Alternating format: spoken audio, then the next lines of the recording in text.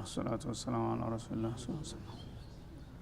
እና አሁን አላህ Subhanahu Wa Ta'ala እንግዲህ የሽፍፍን ጉዞ በቃ ያው አህለል ኪታቦችም ሆኑ ሌሎችም አላህ Subhanahu Wa Ta'ala ለብዙ ጊዜ በሰላማዊ ቃል ሲያባብላቸው ሲያግባባቸው ሲያስገነዝባቸው ሲመክራቸው ሲገስጣቸው ቆይቷል ለብዙ አመታት።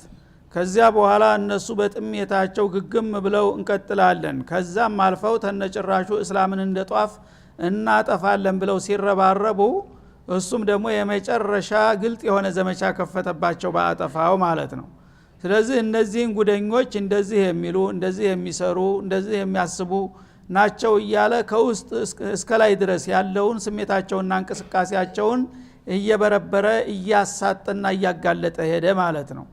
ካሁንም በመቀጠል ያ አዩሃ الذين آمنوا አለ እናንተ አማይነን የምትሉ ሙስሊሞች ሆይ ኢነ ከሲራ من الاحبار والرهبان እነዚህን የቀደምት መጽሐፍ ባለቤቶች የሃይማኖት አባት የሚባሉትን በይሁዶቹ አህባር ኻኻም የሚባሉት በክርስቲያኖቹ ደግሞ ባህታውያን ለነፍሳቸው ያደሩ የሚባሉት ዙሃዶችና ኡባዶች እያላችሁ የምታደንቋቸው እኮ እናንተ ውስጡን አታቁም እንጂ እንደላያቸው አይደለም ውስጡ ይላል አላህ Subhanahu Wa Ta'ala። አብዛኛዎቹ አለ ሚን አዳለቲላህ አንዳንዶቹ በትክክል እንጸድቃለን ብለው የሚደክሙ አሉ እውነትም እየተጎሳቆሉ እየተራቡ በየገዳማት በየዋሻው ብዙ የሚያኳሉ እነዛ ምስኪኖች አልገባቸውም በሐቅ ላይ ነው መስሏቸው ነው። ብዙዎቹ ግን ለጊዜያዊ ኑሯቸውና ለስልጣናቸው ነው የሚኖሩት አለ አላህ ያቃሉ ባጢል ላይ እንደሆኑ እና አብዛኛዎቹ የአይሁዳ መሪዎችና እንዲሁም ደግሞ በክርስትናው ዓለም የገዳማት ቁራኛ የሆኑት ባህታውያን ዛሂሩ ሲታይ ከዘላለማዊ ኑሮ ከዚህ ከምድራዊ ኑሮ ርቀናል እኛ ለነፍሳችን አድረናል ስጋችንን እንደተተናል እያሉ ቢሆኑም ነገሩ እንደሚባለው አይደለም ማለት ለምን ለየኩሉና አምዋለ الناس بالباطل እነሱ ለራሳቸው ጻድቃን እየተባሉ እየተከበሩ እየተዘየሩ በጃዙር ግን ኪሳውላቂዎች ናቸው አልገባቸውም እንጂ ይላል አላህ Subhanahu Wa Ta'ala። የሰውን ገንዘብ በህገ ወጥ መንገድ የሚቦጠቡጡ ናቸው ይላል። ይሄ ሚስጥር ደግሞ አወጣ ሌላ ማለት ነው። ለምን የሃይማኖት አባት ከተባለ በህዝብ ጫንቃ ላይ ነው የሚኖረው ማለት ነው። ህዝቡ የዋህ ነው አያቅም ለሃይማኖታችን የቆሙ ናቸው የሃይማኖታችን መሪዎች ናቸው እንደኛ በግል ህይወት በግል ስራ ከተሰማሩ ሃይማኖቱ ባለቤት ያጣል እና እነሱ የሚያስፈልጋቸውን ነገር ሁሉ አገልግሎት እየሰጠናቸው በሃይማኖቱ ላይ መስራት አለባቸው እያለ የዋሁ ህዝብ እነሱን በጫንቃው ላይ ተሸክሞ ለራሱ የማይበላውን ለራሱ የማይለብሰውን ለነሱ ያበረክታል ይخدማል ማለት ነው። እነሱ ግን በተቃራኒው እንደ ከብት ነው የሚያዩት ይህን ህዝብ ማለት ነው። ያታለሉ ውሸቱን እውነት እውነቱን ውሸት እያደረጉ ገልብጠው ለሃይማኖት ቁመንልሃል እኛ የባረክነው ተባርኳል እኛ ያወገዝነው ተረግሟል እያሉ ራሳቸውን በጌታ ደረጃ አድርገው ህዝብን መበዝበዝ ላይ ነው ያሉት ይላል አላህ Subhanahu Wa Ta'ala። እና ለየኩሉና አምዋለ الناس بالباطل ሰዎችን እንደ ጅል እያደረጉ እያደነዘዙና ባልሆነ ሰበካ እያጣመሙ ይበዘብዟቸዋል። የሚበዘብዟቸው አንድ የገንዘባቸውን ጉልበታቸውን ብቻ ሳይሆን መንፈሳቸውን ጭምር ነው። ህዝቡ የሚያገለግለው ሊጸድቅ ነው የጌታን ወዳጆች خدሞ ሃይማኖቱን የሚሰጡትን መመሪያ ተቀብሎ ተግባራዊ አድርጎ ጀነት ሊያገኝ ነው። እነሱ ግን በህዝቡ ኪሳራ የሚያተርፉ ናቸው አለ አላህ Subhanahu Wa Ta'ala። ህዝቡ ያገኛትን ነገር ራሱን ልጁን ማብላትቶ ወስዶ ለሱ ያበረክታል። እሱ ግን በዛ በህዝብ በሚያገኘው ጥቅም እየተንበሻበሸ በከፍተኛ ኑሮ ንጉስ መስሎ ወርቅ እየለበሰ ይኖራል። ህዝቡ ግን ምንም ያገኘው ነገር በተቃራኒው ባጢል ነው የሚያስተምሩት ሽርክ ነው የሚያስተባብሩት። ምን ጠቀሟችሁ ይላል አላህ Subhanahu Wa Ta'ala። ገንዘቦቻችሁን በህገ ወጥ መንገድ እያታለሉ ከመመንተፍ በስተቀር ምንም የሚያበረክቱ ነገር እንደሌለ ንገሯቸው ይላል። ወየሱዱና عن سبيل الله ከዛ አልፈው እንደገና በተቃራኒው ከአላህ መንገድ ሰውን ማደናቀፍ ነው ስራቸው ይላል። እነሱ እንግዲህ የሃይማኖት መሪነን ብለው የነሱን ሃይማኖት የውሸቱን ሃይማኖት የበረዙትን የከለሱትን ሃይማኖት ቅዱስ አድርገው የሃይማኖት መደምደሚያ ነው አሉና ከዛ በኋላ የሚመጣ ሃይማኖት እስላም ነው ወላ ማን ነው ሌላ ምንም ዋጋ የለውም ብለው በር ተዘጉ። በኋላ አንዳንድ ተራ ሰዎች እንኳን በራሳቸው ጥናትና ሙከራ ወደ ተሻለ እምነት ወደ እስላም እንመጣለን የሚለውን ቅንጥቅንጡን እያሉ እያደናበሩ አንተ የተረገምክነ የተቀሰፍክነ ሰይጣን ተጠናውቶሃል እያሉ ሰዎችን ከእስላም የሚገድቡ ናቸው።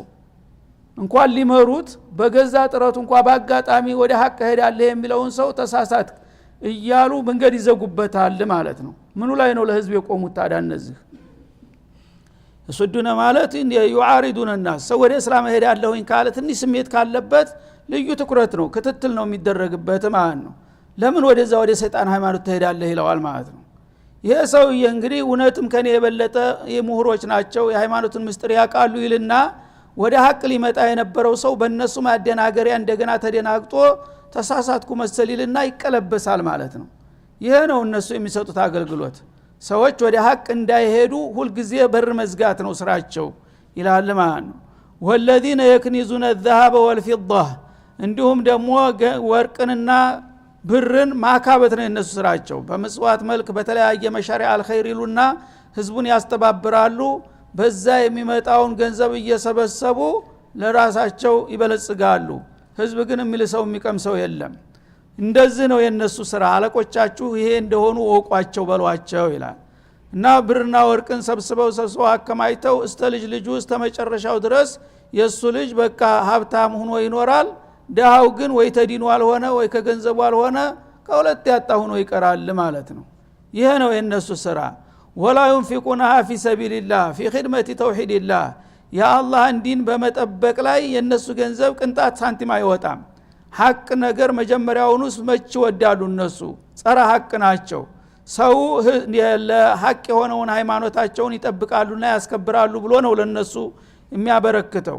እነሱ ግን ያገኙትን ነገር እየሞጠለፉ እያከማቹ እየቀበሩ በቀጥታ በራሳቸውን በማበልጸግ ላይ ነው ያሉት ይላል ማለት ነው። በመሆኑም فبشرهم بعذاب أليم እንደ አይነቶችን ጸረ ህዝብና መልቲዎች አሳማሚ የሆነ ቅጣት ተዘጋጅቶላችኋል ብለህ አብስራቸው ይላል አላህ Subhanahu Wa Ta'ala።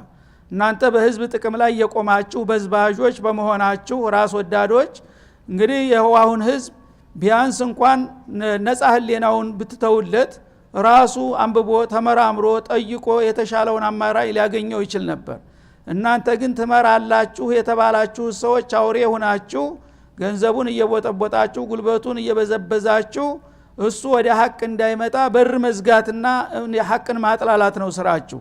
የተገኘውን ገንዘብ ደግሞ ለዛ ለቅዱስ ዓላማ አታውሉትም። ለራሳችሁ እየቀበራችሁና እየደበቃችሁ ትበለጽጉበታላችሁ። የት ላይ ነው ለህዝብ አገልግሎት የሰጣችሁት? ማን ነው የጠቀማችሁት? እንዲህ እኮ ናቸው መሪዎቻችሁ ብላቸው አጋልጧቸው ይወቁት አለ አላህ Subhanahu Wa Ta'ala። ለዚህ ነው ሰልማኑል ፋሪሲ ያጋለጣቸው ማለት ጉዳቸውን ያወጣው። 7 ጋን ወርቅ አወጣላቸው። እድሜ ልኩን 80 ዓመት የሰበሰበውን ባባሱ ማለት ነው። ስለዚህ ይሄንን እንግዲህ የሚያደርጉ ቀበኞች እንዴት አድርገው ለህዝብና ለሃይማኖት የቆሙ ታማኞች ብላችሁ እነሱ የሚሰጧችሁን መመሪያ ትከተላላችሁ?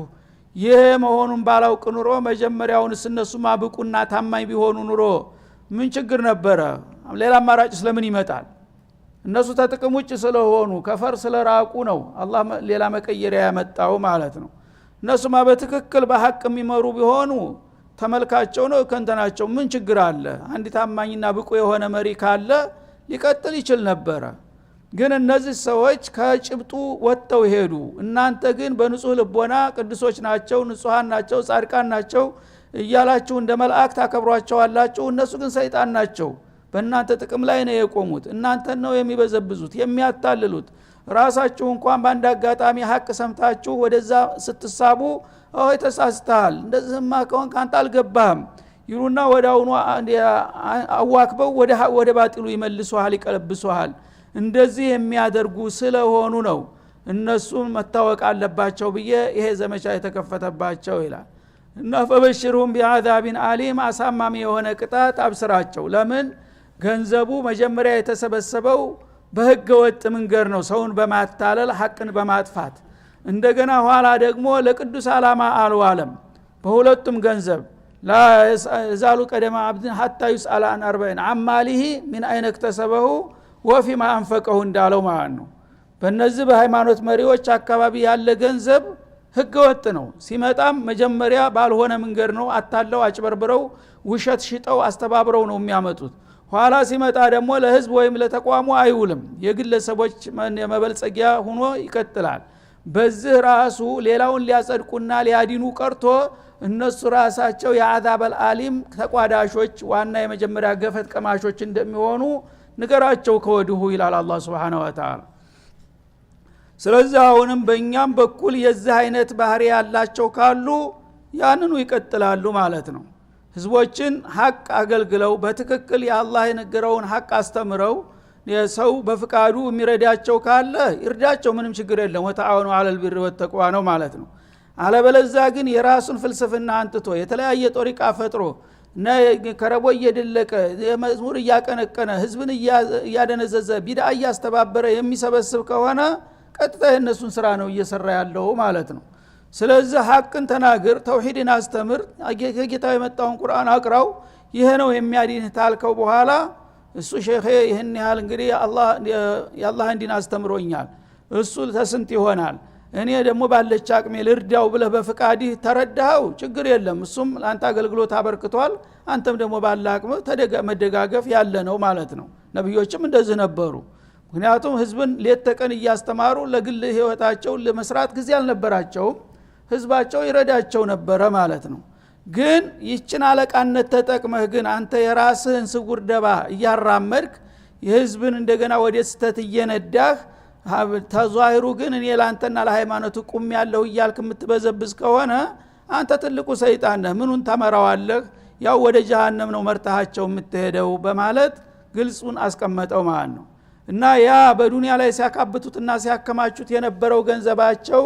በዚህ መልክ ተኖረ በኋላ በመጨረሻ ምን ይሆናል የውመ ዩህማ አለይሃ ፊ ናሪ ጀሃነም ያ በብዙ ምንጨትና በሳጥን ተደብቆና ተቀብሮ ተከማችቶ የነበረው ወርቃቸው የውመል ቂያማ በጀሃነም እሳት እንዲግል ይደረጋል ፉም ይደረጋል አለ ፈቱክዋ ቢሃ ጅባሁም በዛ ፉም በሆነ ወርቅና ብር ፊቶቻቸው ይተኮሳሉ ወጁኑቡሁም ጎኖቻቸውም እንደዚሁ ወዙሩሁም ጀርባቸውም ይተኮስበታል ይላል ያ እንግዲህ ያከማቸው ብርና ወርቅ ይዘረገፍና እንዳንዲ ሰሃን ተደርጎ ተጨፍልቆ አገር ሜዳ ይሆናል ተጠፍጥፎ ያ ሰሃን በጀሃነም እሳት ላይ እንዲግል ይደረግና ፉም በሚሆንበት ጊዜ መጀመሪያ በግንባሩ እንዲደፋበት ይደረጋል ማለት ነው ቀጥሎ ደግሞ ሲያቃጥለው እንዲህ ሲንደባለል ደግሞ ጀርባውን ጎኑን ይልጠዋል እንደገና ወደዛ ሲገለበት ጀርባውን እያለ ዙሪያውን ይጠበስበታል ይላል አላህ Subhanahu Wa Ta'ala እነዚህ ሶስት የአካል ክፍሎችን በስም ጠቀሳቸው መጀመሪያ ግንባር ቀጥሎ ጎን እንደገና ጀርባ አለ ለምን እርዳታ ፈላጊ ችግር ምስኪን በሚመጣ ጊዜ ይሄ የሰውን ገንዘብ እያካበተ የሁሉ ገንዘብ ያለው ሰውዬ አንድ ምስኪን መጥቶ ጦማዳሪ እባክዎት እንደው ቁርስ አልበላሁም በሚል ጊዜ ገና ሲመጣ ሲያው ፊት ለፊቱ ጎስቋላ ሆኖ ሲያየው ይሄ ለማኝ ነው ይልና ፊቱን ያጨፈግግበታል ያቺ ፊቱ ያጨፈግግባት መጀመሪያ ትተኮሳለች አጠገቡ ደርሶ ደግሞ ኮሽሽ ብሎ አጠገቡ ቁጭ በሚል ጊዜ ያላየ መስሎ እንዲህ ይዞራል የዛ ጊዜ ደግሞ የዞረባት ጎኑ በመጨረሻ እንደማይለቀው ሲያቅ ተነስቶ ሰው የጠራው መስሎ ስልክ የተደወለት መስሎ ይሄዳል ጀርባ ሰጥቶ ያ ደግሞ ጀርባው አልጀዛኡ ሚን ጂንሲል አመል አላህ Subhanahu Wa Ta'ala በእንቅስቃሴው ልክ ያችን የአላህን ሐቅ ለዛ ለሚስኪን ላለመስጠት ያደረጋትን እንቅስቃሴ ሁሉ ዋጋ ያስከፍለዋል አላህ Subhanahu Wa Ta'ala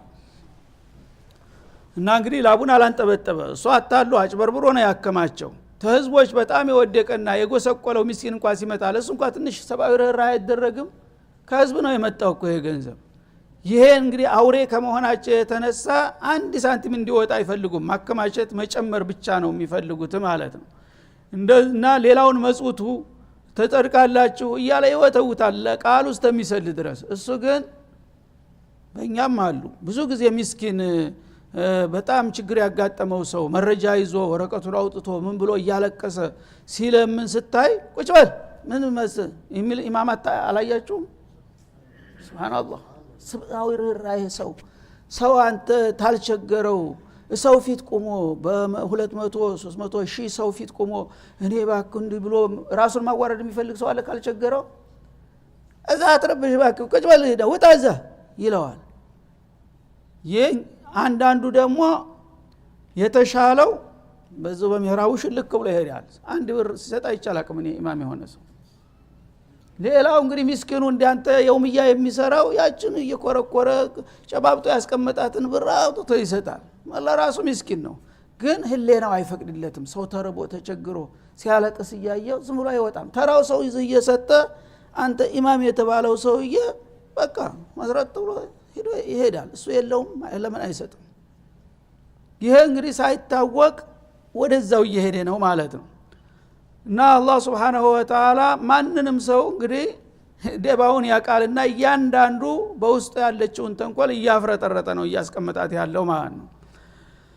እና በዚህ መልክ በገዛ ወርቃቸውና ብራቸው ላይ አላህ Subhanahu Wa Ta'ala በጀሃነም እሳት ታጋለው በኋላ እንዲንከባለሉበት እንዲርመጠበጡበት የሚያረገው ጊዜ ይመጣላቸዋል አለ። ያ በሚሆንበት ጊዜ هذا ما كنزتم لانفسكم ይሏቸዋል እነዛ አጋፋሪ መላእክቶቹ ማለት ነው። ይቺ ለኔ ለራሴ ለልጄ ለልጅ ልጄ እስከመጨረሻ ችግር እንዲያጋጥመኝ እያልክ ለኔ እያልክ እየቋጠርካት እየደበካት ያስቀመጥካት ላንተ ሆነች ለሃደል ይለዋል መላእክቶች ጫወትብለት። ጥሩ ናት ደስ ትላለች ይልሃል። በዛ በፉም ላይ ያንከባለለ ማለት ነው። هذا ما كنزتم لانفسكم ለነፍሳችሁ ያከማቻችሁት ያደለባችሁት ድል የሆነ ውጤቱ አየህ ጥሩ ነው አይደል የሰራው ይለዋል። فذوقوا ما كنتم تكنزون እና በዱንያ ላይ ያላችሁ እድሜ ልካችሁን ስትሰበስቡ ስታከማችሁት ስትደብቁ ስታጭቁት የነበረው ነገር ውጤቱ ይሄ ነውና እንግዲህ የተጠቀማችሁ ቅመሱት ይባላሉ ነው የሚለው። ይህንን ይወቁና ምናልባት አቅል ያላቸው ከሆኑ ካሁኑ ከዚህ ለመውጣት ይሞክሩ፣ ካልሆነ ግን ይህ ነው የሚጠብቃቸው ይላል። ስለዚህ የነሱን ደባ እያጋለጠ እንደገና ህዝቡንም እንዲነቃና እንዲያቃቸው እያደረገ ነው አላህ Subhanahu Wa Ta'ala። አንተ ጥሩ ትልቅ ሰው ነው የምትለው ሁሉ እንዲያልከው ላይ ሆን ይችላል። ልብ ብለህ ሂድ እንብሎ ይዞህ እንዳይጠፋ እያለ ነው አላህ Subhanahu Wa Ta'ala። إن عدة الشهور عند الله 12 شهرا في كتاب الله ይላል። ከዛ በኋላ ወደ ሌላ ጉዳይ ይሻገራል በጣልቃ አላህ Subhanahu Wa Ta'ala ወራቶችን ፈጥሯል። ዘመንን እንግዲህ ሌትና ቀን የሚባል ነገር ፈጠረ። በብርሃንና በጨለማ ሁለቱ እየተቀያየሩና እየተሽከረከሩ እንዲሄዱ አደረገ እና ይሄንን ዘመን እንደገና በተለያየ ቅርጽ ከፋፈለው፣ በወራት ከፈለው ማለት ነው። 12 አንድ አመት የሚባለውን ጊዜ በ12 ወር መደብኩት ይላል አላህ Subhanahu Wa Ta'ala። 12 ወራቶች አንድ አመት እንዲወክሉ አድርጌ መድቤያለሁ ይላል። في كتاب الله في اللوح المحفوظ ገና እናንተ ሳትፈጠሩ ለውህ المحفوظ በሚባለው በትልቁ ሰሌዳ ላይ የዱንያ ግዚያት በአንዱ አመት በ12 ወር ይከፈላል ብዬ ጽፌያለሁኝ ሰንጠረጀ ላይ ይላል አላህ Subhanahu Wa Ta'ala። ይሄን ያለበት ወደፊት ሊለው የፈለገው ነገር ስላለ ለዛ መግቢያ ነው። في كتاب الله ማለት في اللوح المحفوظ በጥብቁ ሰሌዳ አላህ የአመቱን ጊዜ በ12 ወር ከፍሎ መድቦታል። መቼ ነው ይሄን ያደረገው? የውመ خلق السماوات والارض ሰማያትንና ምድርን በፈጠረበት ጊዜ ልክ ሰማይና ምድርን ፈጥሮ ሲያበቃ በሰማይና በምድር መካከል የሚከሰተው ክፍለ ጊዜ አመቱ በ12 ወር ይመደባል የሚል ውሳኔ አስቀምጧል በሰሌዳው ላይ ይላል። منها 4 حرم ከ12 ወራቶች መካከል ደግሞ አራቶቹ የተከበሩ ወራቶች እንዲሆኑ ወስኛለሁ ይላል። حرم ማለት ሙህተረማ ማለት ነው። ሙዓዘም የሆኑ ወራቶች ናቸው እና 3 ሰርዱን ወዋሂዱን ፈርዱን ከአራቱ ሶስቶቹ በመደዳው ናቸው። ዙልቂዕዳ ዙልሂጃ ሙሐረም። አንደኛው ብቸኛ በተናጠል ቦታ ነው ያለው። ማነው እሱ? ረጀብ አሁን ያለንበት ወር ማለት ነው። እነዚህ 4 ወራቶች ገና ሰማይ መሬት ሲፈጠር አላህ የተከበሩ ልዩ ወራቶች ብሎ አስቀምጧቸዋል ማለት ነው። ذلك الدين القيم እና ትክክለኛ የሆነው ሃይማኖት አላህ Subhanahu Wa Ta'ala ሰማይ መሬትን ፈጥሮ ሲያበቃ እንደ ዘመንን በ12 ወር ይከፈላል። 12 ወራቶች ደግሞ 1/3 የሚሆኑት አራቶቹ ልዩ ክብር ያላቸው ወራቶች ናቸው ብሎ መድቧል ማለት ነው። ይህን ልታውቁ ይገባል ማለቱ ነው። እና እነዛ የተከበሩ ወራቶች የተባሉት ምንድነው? ጦርነት የማይከድባቸው የሰላም ወራቶች ናቸው። በሌላ ጊዜ ሰዎች ያው ግጭት አያጡሙ ጊዜ በተለያየ ምክንያት ጦርነት ይነሳል ሊጋጭ ይችላል እነዚህ 12 ወራቶች ግን ማንኛውም ሃይማኖታዊ ነኝ የሚል ሰው ሊያከብራቸው ይገባል በሌላው ጊዜ ብትዋጋ ይበቃሃል ቢያንስ በአመቱ ውስጥ የተወሰኑ ወራቶች እንኳን የሰው ልጆች እፎይታ ማግኘት አለባቸው ተጦርነቶች ኑሮ ማጣጣም አለባቸው እና 4 ወራቶች ማንንም ሰው ውጊያ ዘረፋ ገፈፋ ምን የሚባል ነገር ይቀርና ሰላማዊ የደስታ ወራቶች የጋብቻ የንግድ የዘመድ መጠየቂያ እንዲሆኑ ቢያንስ እነዚህን አክብሩ ሌላውን እንኳን ማክበር ካቃታቸው ማለቱ ነው فلا تظلموا فيهن انفسكم በእነዚህ በአራት ወራቶች ምን ውስጥ አላህ ያልፈቀደና ያልወደደውን ነገር በመስራት ራሳችሁን አትበድሉ ሲሆን ሁሉም አመት እስከ አመት የሰላም ጊዜ ቢሆን ነው የሚመረጠው ሰዎች ግን ይሻይሉምና በተለያየ ምክንያት ግጭት ማንጣቱ ስለማይቀር ቢያንስ እንኳን ያመቱን 1/3 የሰላም ጊዜ አድርጋችሁ አክብሩት ይላል አላህ Subhanahu Wa Ta'ala 12 ወር አራቱ የተከበሩ ከሆኑ 8ቶቹ ተራወሮች ናቸው በእነዛ በ8 ወራቶች ሰዎች የተለያዩ ግጭቶች ካሉባቸውም እልባት ሊሰጡ ይችላሉ ማለት ነው በእነዚህ በአራት ወራቶች ግን ሰላማዊ መሆና ዓለም እፎይ ማለት አለባት ይላል አላህ Subhanahu Wa Ta'ala እና ይሄ የትክክለኛው ሃይማኖት ድንጋጌ ነው በመሆኑም فلا تظلموا فيهن انفسكم በእነዛ በአራት ወራቶች ራሳችሁን መጥፎ በመስራት አትበድሉ በማለት አላህ Subhanahu Wa Ta'ala ገና ዓለምን ሲፈጥር 12 ወራቶችን እንደመደበና ከ12 ወራቶች አራቱ ልዩ ክብር ያላቸው መሆኑን ገለጸ ማለት ነው ከዛ ቀጥሎ ወቃቲሉል ሙሽሪኪነ ካፋ አጋሪዎችን ተጋደሏቸው አላህ ጸረ ሃይማኖት የሆኑትን የጣዖት አምላኪዎች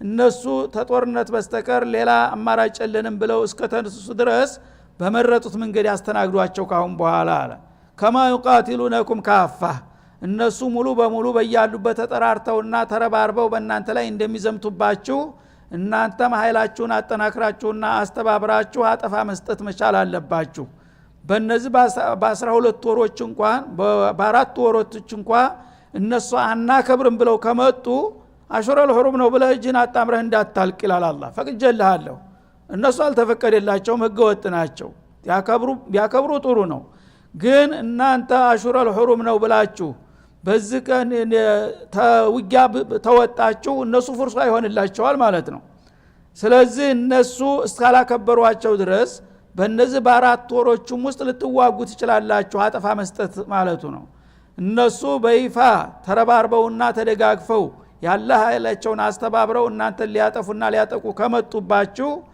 ቃቲሉሁም ካፋ እናንተም ደግሞ በአጠፋው ባላ ኃይላችሁ ተባብራችሁ ተጋደሏቸው አታ አሽረል ሁሩምም ቢሆን ዳኺል الحرمም ቢሆን ወዕለሙ አን الله مع المتقين እና አላህ Subhanahu Wa Ta'ala ጥንቁቃን ከሆኑት ባሮቹ ጋራ መሆኑን ወቁ ጌታ የፈቀደላችሁን ነገር በመጠቀም የከለከላችሁን በመከከል እስከቻላችሁ ድረስ በጌታ ፍቃድ ከተመራችሁ ጌታም ፍቃዱን አይነፍጋችሁም አለበለዛ ከጌታ ፍቃድ ካፈነገጣችሁ እናንተም ጌታ ጋራ ትጋጫላችሁና የኔን መንሃጅ ተንተርሳችሁ በመጡበት መንገድ ያስተናግዷቸው ይላል እነመነሲው ዚያደቱን ፊል ኩፍር ኢላላ ያይዞ እነዛ አሽሩል ሁሩም የሚባሉት አራት ወራቶች በጃሂልያም ጊዜ አረቦች ያቋቸው ነበር ያከብሯቸውም ነበር በተወሰነ ደረጃ ግን የተለያየ አጋጣሚ በሚመጣ ጊዜ ደግሞ ይሸረሽሯቸውና ይደፍሯቸውም ነበር ያንን ሊተች ነው እነመነሲው ዚያደቱን ፊል ኩፍር የተከበረውን ወር ከጊዜው ማንሸራተት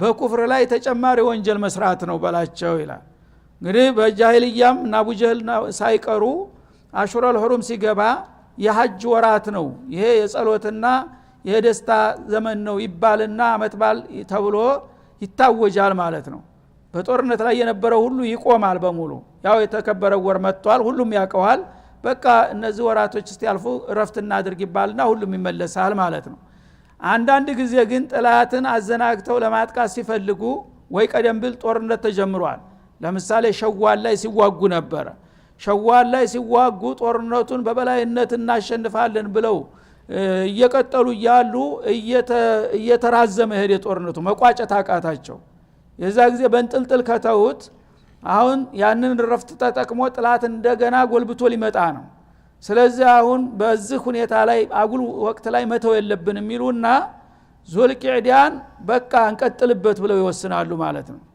ዙልቂዕዳ ሌላ ተለዋጭ ወራትን ሰጠዋለን ቀዷ እናወጣዋለን።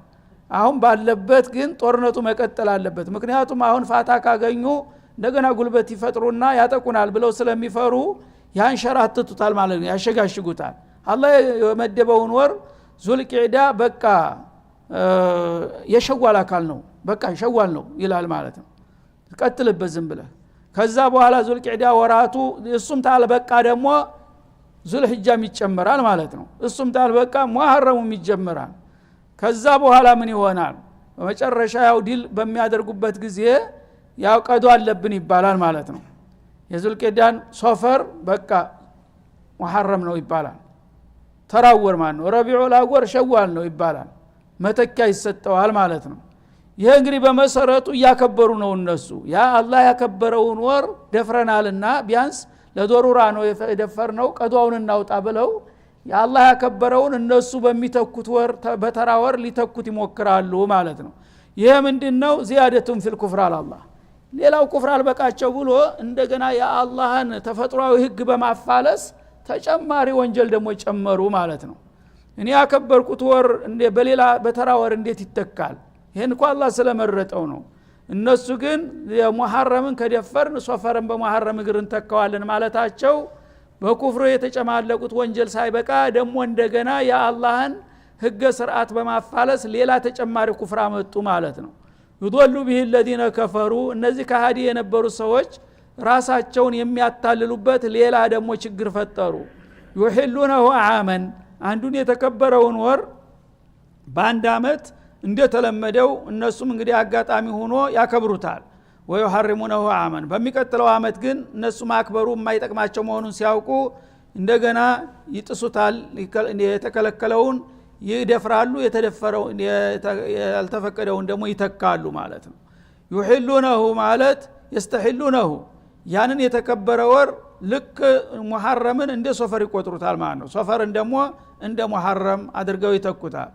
ሊዋጢዑ ዒደተ መሐረም አላህ ይሄን የሚያረጉት አላህ የከለከላቸውን ወይም ያስከበራቸውን ወራቶች 4 ወራቶች ናቸውና እነዛ 4 ወራቶች ከተጓደሉና ከተደፈሩ በጎደለው ፈንታ ይሄንን ተክተን እናመጣጥነዋለን በሚል ስሌት ይሄንን ያደርጋሉ ይላል።